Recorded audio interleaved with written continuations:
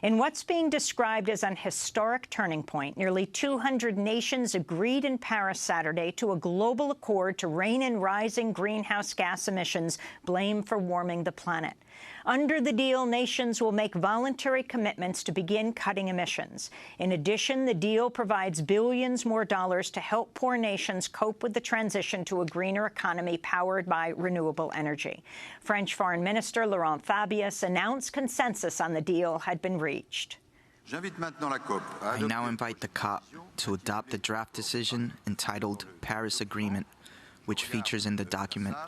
I'm looking around the room. I see the reaction is positive. I don't hear any objection. The Paris Agreement for the climate is accepted. Paris Agreement was reached at the conclusion of the two-week UN Climate Change Summit in Paris, known as COP21. UN Secretary-General Ban Ki-moon praised the deal. We are going to have, for the first time, universal and robust and ambitious climate change agreement. This is the good beginning, decisive turning point in our common efforts to make our lives of peoples sustainable and prosperous, as well as a healthy planet.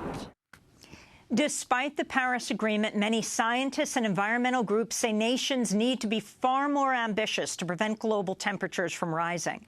Current emission reduction pledges put the world on pace to warm by as much as 6.3 degrees Fahrenheit, or 3.5 degrees Celsius above pre-industrial levels. The globe's temperature has already risen by nearly 1 degree Celsius, and the impact of global warming has been felt across the globe. 2015 is on pace to be the world's hottest year on record. The United States has also been criticized for failing to take more responsibility for causing the climate crisis as the world's largest historic emitter. Greenpeace Executive Director Kumi Naidoo said climate activists will continue to mobilize to push nations to do more to address the climate crisis.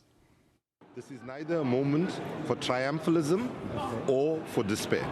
We cannot be triumphalistic of the deal that is done here when tens of thousands of lives have been lost already as a result of climate impacts, and where furthermore tens of thousands of lives are on the precipice of survival. Indigenous peoples, people in low-lying states, and so on. Neither should it be a message of despair for us in the climate movement. We have won the core argument that climate crisis is serious, it requires urgent action, and we will continue to mobilize from tomorrow to make sure that the end of the fossil fuel era starts today, and that we see the transition to 100% renewable energy future by no later than 2050. To talk more about the Paris Agreement, we're joined by two guests. George Monbiot is a British journalist and author, a columnist with The Guardian newspaper, author of the 2006 book Heat, How to Stop the Planet from Burning. His latest piece is headlined Grand Promises of Paris Climate Deal Undermined by Squalid Retrenchments. He's joining us from London. And in San Francisco, we're joined by Michael Brune, Executive Director of the Sierra Club. His book, Coming Clean, Breaking America's Addiction to Oil and Coal. Michael, you've just flown in from Paris, as we have. You were there for the final moments of this Paris Agreement. Your assessment of what close to 200 countries have agreed on. We do think it's a turning point. What we saw is just about every country in the world made a commitment to either cut their own carbon or to peak the growth in their emissions. And there was also an explicit acknowledgement that what was committed to is not nearly enough. And so there was a process that was established to take stock of the progress that's being made and then to commit to continuous reductions in the years ahead. What we saw in the last 2 weeks was that every country around the world agreed that we have to do much, much more to fight climate change effectively, and to begin to set up a dialogue and a mechanism for rich countries to aid the poorer countries and to make room for continuous ambition moving forward. So it's a good start, and there's, of course, a very long way to go. George Monbiot, your assessment. Well, I wish I could be as optimistic as Michael, but what I see is an agreement with no timetables, no targets, with vague, wild aspirations. I mean, it's almost as if it's now safe to adopt 1.5 degrees centigrade as their aspirational target now that it is pretty well impossible to reach. I see a lot of backslapping, a lot of self-congratulation, and I see very little in terms of the actual substance that is required to avert climate breakdown. That's what we're facing. We're facing an existential crisis for humankind.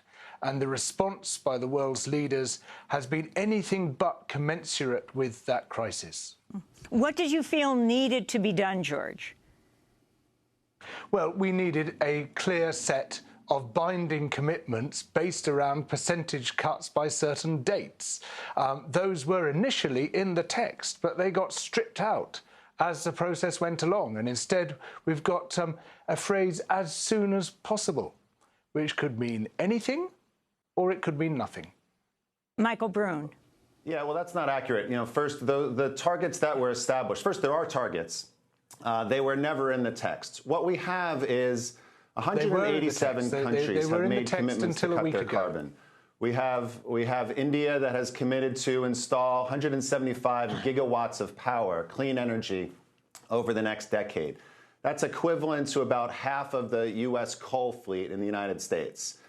African nations have committed to install about double that. China has committed to install as much solar and as much wind as we have coal, natural gas, and nuclear power combined by 2030. The best news that I think we saw from COP is that every country has realized this is a problem. We need to do a lot more. But even better is that the climate movement that helped to secure all of these victories is showing up to work today. And we're not going to let up until we get an economy, a just society, that is powered by 100% clean energy. There's a lot of weaknesses in this agreement. If you want to point out what this agreement doesn't do, get in line. You know, there's a lot of opportunities to strengthen this agreement. And I agree with George, we have fallen short of what is needed. But what is also true is that our movement has never been more powerful. We have never had this much momentum turning away from fossil fuels, embracing clean energy, and now we need to finish the job.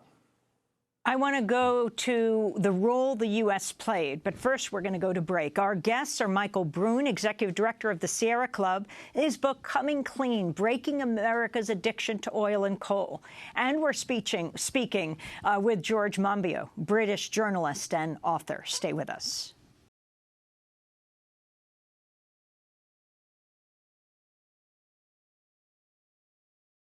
Hi, I'm Amy Goodman. I want to thank you for tuning in to Democracy Now! We are so grateful to our fans and followers for being a part of the daily conversation. By choosing a news source that's committed to the truth, you're carrying the message of independent media, reaching hundreds of thousands of people every day. In these times of war and elections, we need a media not sponsored by corporations that profit from war, but a media that's truly independent, funded by you. Democracy Now! Is not paid for by the weapons manufacturers, the insurance industry, or the oil, gas, coal, or nuclear companies. We don't take advertising or corporate underwriting dollars. That means we rely on your donations to make our daily independent news hour possible.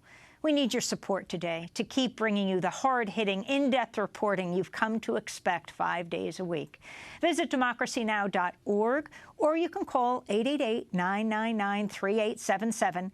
That's 888-999-3877 to make your holiday gift to Democracy Now! Today.